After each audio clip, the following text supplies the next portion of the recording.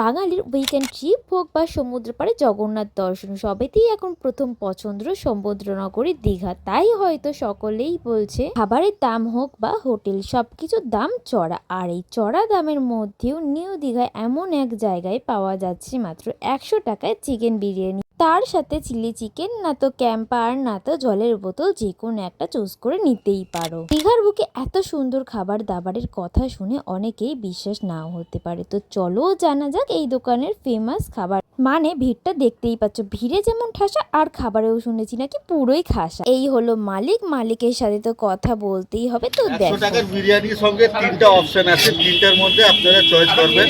একটা থাকে chilli chicken, থাকছে 5 পিস, নাকি জলের বোতল 1 লিটার আছে, অথবা জল না নিলে আপনার সঙ্গে একটা ক্যাম্পা আছে কোল্ড ড্রিঙ্ক। প্রত্যেকদিন দোকান খোলা? প্রত্যেকদিন দোকান খোলা। দোকানের সময় হচ্ছে 11টা থেকে রাত 12টা পর্যন্ত।